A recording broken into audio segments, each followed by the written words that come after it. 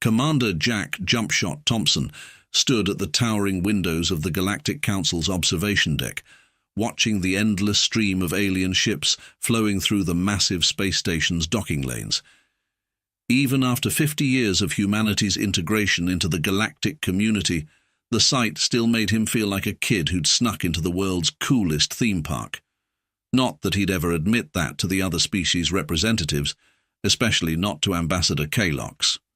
Speaking of the devil, or rather the 8-foot-tall purplish humanoid with retractable bone ridges, the Varsidian ambassador's distinctive click-clack stride echoed down the corridor. Jumpshot suppressed a sigh. Time for another thrilling round of let's patronize the humans. "Ah, Ambassador Thompson."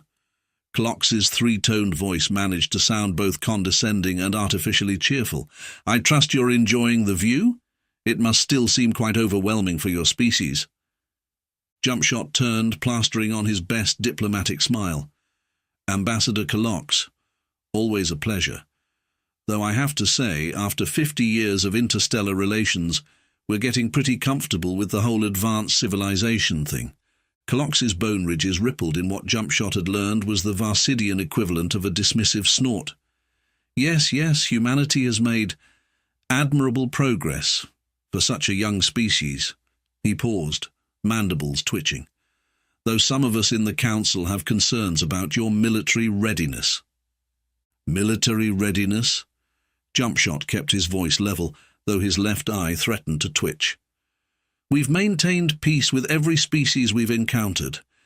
Even signed those mutual defense treaties you were so keen on last cycle." "Treaties are only as good as the forces backing them," Kalox said, beginning his characteristic pacing. Each step precise, measured, like everything the Varsidians did. "And forgive me, Ambassador, but your species seems more interested in what you call sports and entertainment than proper military discipline." Jumpshot bit back a laugh.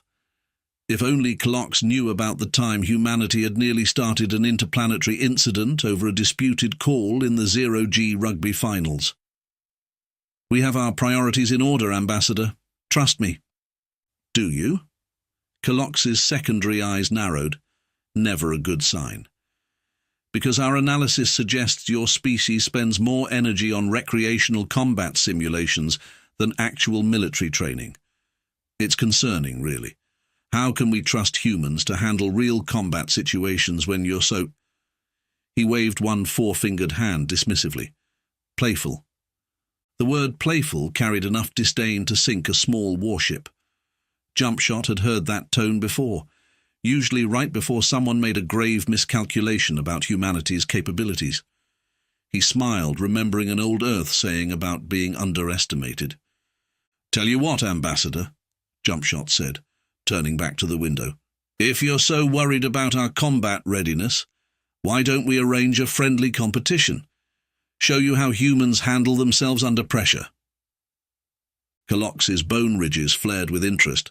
"A combat demonstration? The Council would certainly find that illuminating." "Oh, illuminating doesn't begin to cover it," Jumpshot muttered, already reaching for his communicator. He had some calls to make, starting with a certain former basketball coach who'd been looking for an excuse to show the galaxy what humans could do. Kalox had no idea what he'd just gotten himself into, but he was about to find out why every human diplomatic officer had a sports nickname, and why Jumpshot Thompson hadn't been chosen at random. 3 days later, Jumpshot stood before the Galactic Council's Special Committee on Military Affairs, trying not to laugh at the absurdity of the situation. 12 different alien species, all sitting in their elevated pods looking down at him like he was about to propose something completely outrageous. Which, to be fair, he absolutely was. Kalox stood at his own podium, bone ridges practically vibrating with smugness. The Varsidian Empire formally requests a demonstration of Earth's combat capabilities through traditional war games. We propose a scenario involving our elite Crimson Guard unit. "Counter-proposal," Jumpshot interrupted, enjoying how Kalox's mandibles twitched in annoyance. "We showcase one of humanity's most challenging combat simulations, A game that tests strength, speed, strategy, and teamwork. A contest that's been known to reduce grown adults to tears. The council chamber erupted in a cacophony of translated murmurs. A Zentari representative leaned forward, their crystalline form refracting light across the chamber. And this simulation is? Basketball. The universal translators had a field day with that one. Several species representatives clutched their translation devices, clearly believing them to be malfunctioning. Basketball. Cullox pronounced each syllable like it might bite him. Our databases show this as a recreational activity. Oh, that's just what we tell everyone, Jumpshot said, winking at the Zentari representative, who literally sparkled with curiosity. Can't have the whole galaxy knowing about our secret combat training program, can we?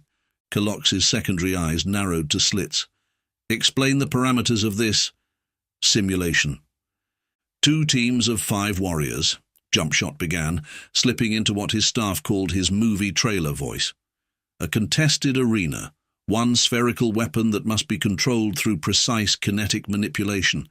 The objective: launch the weapon through your opponent's elevated target zone while preventing them from doing the same to yours. Victory requires mastery of both offense and defense, strategic deployment of resources, and split-second tactical decisions. He could see several military attachés taking furious notes. The Zentari representative had crystallized 3 new facets just from excitement. And the combat conditions? Cullox pressed. Close quarters engagement, constant movement, high-speed projectile tracking, and the most devastating weapon in humanity's arsenal, trash talk. Trash talk? A psychological warfare technique so powerful, its use is strictly regulated in civilian settings. Cullox huddled with his advisors, their bone ridges clicking in rapid consultation. Jumpshot used the moment to send a quick message to his own team. They're buying it. Get ready. Finally, Cullox straightened to his full height. The Varsidian Empire accepts this challenge. We will assemble our finest warriors to master your basketball combat simulation. Name your champions. Jumpshot grinned. Oh, I've got just the team in mind, starting with our Supreme Commander of Basketball Operations, Coach Maya, the Menace, Rodriguez. The chamber doors slid open with perfect dramatic timing. Maya strode in, her former WNBA championship rings glinting on her fingers, wearing what appeared to the aliens to be ceremonial combat attire, a pristine tracksuit with Coach emblazoned across the back. "Who's ready for some drills?" she called out, bouncing a basketball with practiced ease. The hollow sound echoed through the chamber like a war drum. The Zentari representative actually cracked with glee. Cullox's bone ridges went completely flat, a sure sign of confusion. "What manner of projectile weapon is that?" "This." Maya spun the ball on one finger, a move that generated several emergency alerts from the Council's weapons detection systems. "This is just the practice model. Wait until you see what we use in actual competition." Jumpshot caught Cullox's tertiary eye twitching. The Varsidian was in too deep to back out now. His species' notorious pride wouldn't allow it. But there was a growing suspicion in those alien eyes, a dawning realization that perhaps, just perhaps, he'd underestimated humanity's capacity for creative problem-solving. And they hadn't even gotten to the part about dribbling yet. The next 2 weeks saw the most bizarre training regimens in galactic history unfold in parallel. In the Varsidian preparation chamber, a massive, sterile facility filled with holographic combat simulators, Cullox's elite warriors approached basketball with the same intensity they'd used to plan an invasion. "Report, Analysis Officer Tizik," Cullox demanded, standing before a wall of screens displaying archived basketball footage. Tizik, a younger Varsidian whose bone ridges hadn't fully hardened yet, clicked nervously. "We've identified several critical combat patterns, sir. The humans appear to favor something called a fast break, clearly a blitzkrieg tactic, and their full-court press bears striking similarities to our own orbital blockade formations." What about this charging violation, some kind of banned weapons protocol? Unclear, sir, though we've noted that shouting "and one" appears to be a ritual combat cry. Meanwhile, in what used to be the station's cargo bay before Coach Meyer requisitioned it, the human team was having a slightly different experience. "Your footwork is getting sloppy, Rex," Meyer shouted at the former NBA center, now officially listed in diplomatic records as Special Attaché for Vertical Warfare. "My grandmother could post up better than that, and she's been dead for 30 years. Rex the Rim Reaper Johnson, all 6'11" of him, just grinned as he practiced his skyhook. "You think the Varsidians have figured out they can't actually eat the ball yet?" 5 credit tokens says they try at least once, Jump Shot called from the free throw line. "Did you see their analysis report? They think the 3-point line is some kind of demilitarized zone." Maya blew her whistle, gathering the team. "All right, listen up. Our scouts report the Varsidians are treating this like actual military training. They've got strategy rooms, combat analysts, and 3 different committees just to study proper jumping protocol." "Please tell me someone's recording this," one of the players asked. "The Zentari representative has been live-streaming it to half the galaxy," Jump Shot confirmed. "Apparently, we're the highest-rated entertainment channel in 3 sectors." Back in the Varsidian chamber, Tizik was having an existential crisis over game footage. "Sir, I've reviewed this Space Jam documentary 17 times. I'm deeply concerned about the implications of their bio-enhanced super soldier program." Clox's bone ridges clattered in frustration. "Focus on actionable intelligence, Tizik. What about this slam-dunk maneuver? Clearly some kind of finishing move."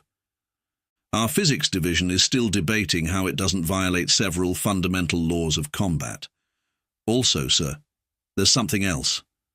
Tizik nervously adjusted his displays. "The humans appear to be laughing during their training sessions." "Laughing?" "Yes, sir, and something our cultural experts call trash talking. We've recorded Commander Thompson telling Coach Rodriguez that her mother was a hamster." Clox's secondary eyes widened in horror.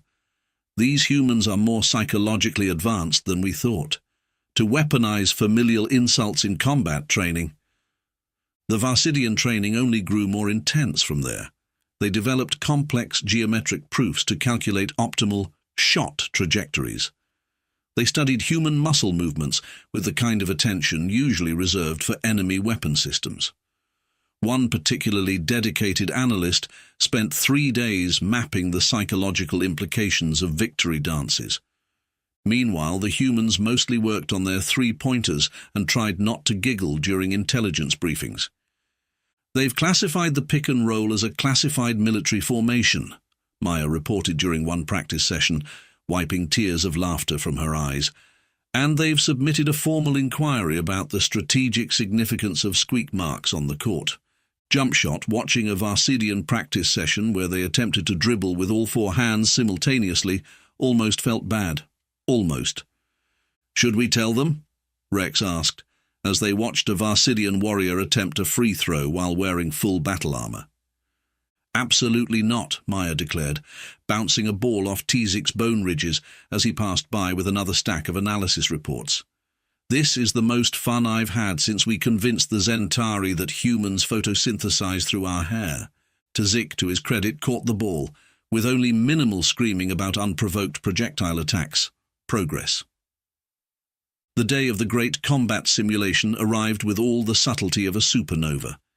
The station's largest hangar bay had been converted into a basketball court, with representatives from 27 species packed into the hastily constructed stands. The Zentari delegation had formed themselves into a crystalline jumbotron, because apparently they'd gotten really into the spirit of things. The Varsidian team entered first, marching in perfect military formation. They wore what appeared to be streamlined battle armor, painted with their traditional crimson markings and, to the humans' endless amusement, jersey numbers carefully etched in regulation font. "They look like they're about to invade Planet Fitness," Rex whispered, as they waited in the human locker room. Maya paced before her team, maintaining her game face through sheer force of will. Remember, people, they've analyzed our every move, but they still don't understand what they're seeing. Use that. And for the love of all that's holy, someone please record their faces during the first alley-oop. The human team emerged to a chorus of confused alien murmurs, their standard basketball uniforms looking hilariously casual next to the Varsidian battle gear. Kalox's bone ridges practically tied themselves in knots. "Where is your combat armor?" he demanded. "Oh, this is our traditional war garb," Jumpshot explained, straight-faced. "The shorts allow for maximum mobility during extreme tactical maneuvers." The head referee, a six-armed procedural from the Galactic Sports Federation, floated to center court. They had spent the last week studying basketball rules with the kind of dedication usually reserved for calculating quantum uncertainties. "This competition will follow all traditional Earth protocols," they announced, their translation device struggling to maintain neutral tones, including the ritual known as jumping ball. Kalox stepped forward, bone ridges bristling. "We have studied this opening ceremony extensively. Our warriors are prepared for any..." The referee threw the ball up. Rex casually out-jumped the Varsidian center, who had apparently expected some kind of formal combat initiation ritual, and tapped it to Jumpshot. What followed was, in the words of one Zentari observer, the most elegant chaos ever documented. The Varsidians had memorized every basketball play ever recorded. They could recite the rules verbatim. They had calculated optimal shooting trajectories for every position on the court. What they hadn't counted on was that knowing about basketball was very, very different from actually playing it. Their first offensive possession involved 3 traveling violations, 2 double dribbles, and what appeared to be an attempted diplomatic negotiation with the ball. "You must submit to proper kinetic manipulation," the Varsidian point guard shouted at the bouncing sphere. Tazik, watching from the analyst section, was frantically updating his combat logs. "Sir, the humans appear to be employing some form of gravitational manipulation. The spherical weapon responds to them naturally." "It's called dribbling, my dude," Rex called out as he casually stole the ball and scored on a breakaway dunk. The Varsidian defensive formation, based on a theoretical perfect zone coverage, fell apart the first time the humans ran a basic pick-and-roll. Their carefully planned offensive strategies crumbled in the face of what Maya called basic man-to-man, for heaven's sake. By the end of the first quarter, the score was humans 32, Varsidians, technical fouls. "Request tactical pause," Kalox demanded, his bone ridges now thoroughly rattled. The referee granted a timeout, and the Varsidian team huddled around their commander. "Our combat simulations did not prepare us for this level of informal warfare," one warrior admitted, all 4 hands clutching a water bottle uncertainly. "They appear to be employing some form of psychological warfare," another reported. The one designated Rim Reaper suggested that my bone ridges were, how did he put it, "looking kind of rough today." Kalox's secondary eyes narrowed as he watched Maya drawing up plays on a whiteboard. "They're adapting faster than anticipated. Deploy Protocol Omega." The Varsidians returned to the court with grim determination and proceeded to try something that looked less like basketball and more like a synchronized military parade with occasional ball handling. "They're running actual battle formations," Jumpshot realized, watching their geometric patterns with amazement, "complete with flanking maneuvers." Maya called a timeout just to give her team time to stop laughing. "Focus, people," she commanded, though her own shoulders were shaking. Yes, they just tried to substitute in a tactical support unit. Yes, they're treating the free throw line like a DMZ. And yes, that last shot was clearly intended to enter low orbit before coming down. But we have a game to win. The second quarter proceeded with slightly more coherence, if only because the Varsidians had finally grasped that eating the ball was, indeed, against regulation. They even managed to score their first points, though the celebration ceremony they attempted to perform afterward had to be cut short due to time constraints and several violated physics laws. As halftime approached, Tzik's newest analysis surfaced on the Varsidian bench. Preliminary findings suggest humans may have evolved specifically for this form of warfare. Recommend immediate tactical reassessment. The scoreboard, helpfully displayed across the Zentari collective, told the story. Humans, 58, Varsidians 4, plus 1 pending review for possible violation of the Geneva Convention. Kolox's bone ridges had never looked more defeated. The halftime show consisted of Tzik giving an emergency presentation to the Varsidian High Command, complete with holographic diagrams and what appeared to be a philosophical treatise on the nature of the pick and roll. Our fundamental misunderstanding, Tzik clicked nervously, was assuming this was primarily a physical contest. But observe the human psychological warfare techniques. He played back footage of Rex calling out, "Come at me, bro," before a particularly devastating dunk. The humans are employing advanced morale disruption tactics, Tzik continued. They call it trash talk, but our linguistic analysis suggests it's actually a sophisticated form of combat hypnosis. Kolox's bone ridges rippled with sudden understanding. Then we must adapt. Deploy the emergency cultural integration protocols. Meanwhile, in the human locker room, Maya was having a different kind of strategic discussion. "Okay, who taught the Varsidian Center to yell Kobe?" she demanded, trying to maintain her stern coach face. Every player immediately pointed at Rex, who held up his hands defensively. Look, if they're going to lose, they might as well lose with style. They submitted a formal request to the referee asking permission to get dunked on, Jumpshot added, wiping tears from his eyes. Apparently, they think it's some kind of ritual combat submission. When the third quarter began, the Varsidians unveiled their new strategy, attempting to replicate human trash talk. The results were unique. Your maternal unit's mass fails to meet optimal biological parameters, one Varsidian warrior shouted at Rex. Did you just yo mama joke me? Rex asked, so startled he almost missed a rebound. Your evolutionary lineage is questionable, another Varsidian called out during a free throw attempt. And your bone ridges are... Oh, wait. The Zentari Jumbotron was now displaying laughing emojis between score updates. But something unexpected happened as the Varsidians embraced the chaos. They actually started to improve. Sort of. They're learning, Maya muttered, watching a Varsidian successfully complete a layup, immediately followed by an attempted victory dance that nearly caused an international incident.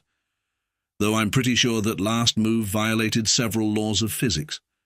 Kolox from the sidelines had gone from military commander to something approaching a basketball coach, if basketball coaches normally used tactical combat terminology.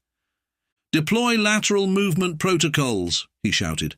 Maintain spherical weapon control, and remember your psychological warfare training. Your shooting form lacks geometric precision, a Varsidian guard yelled at Jumpshot, who was so busy laughing he actually missed a three-pointer. The crowd was getting into it now. The Zentari collective had started doing the wave, which, given their crystalline nature, created a dazzling light show. Other species representatives were taking notes, clearly planning their own future combat simulations. Tzik's running commentary had devolved into increasingly desperate attempts to categorize human basketball movements using military terminology.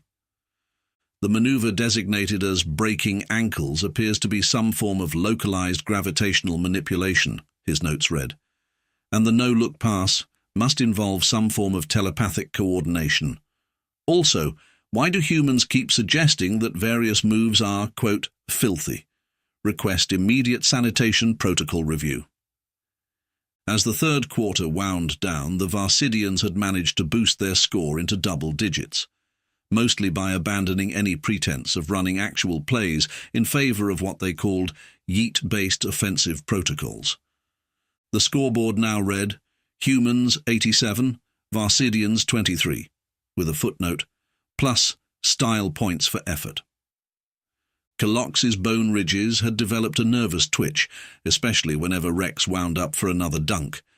But there was also a dangerous gleam in his secondary eyes, the look of someone who had finally started to understand the joke and was deciding whether to be amused or terrified.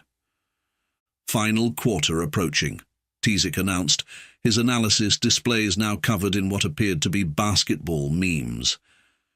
"Recommend deployment of secret weapon?" Kalox nodded grimly.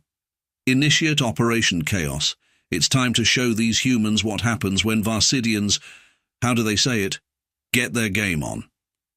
Operation Chaos, as it turned out, involved the Varsidians completely abandoning their military precision in favor of what Tizik's reports would later describe as embracing the fundamental human concept of YOLO. The final quarter began with the Varsidian team emerging from their huddle, wearing their battle armor. Backwards.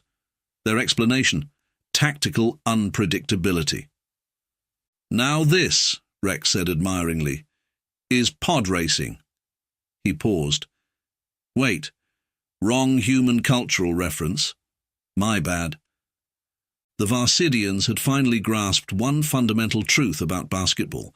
Sometimes you just need to have fun with it. The results were either brilliant or horrifying, depending on your perspective on intergalactic diplomacy.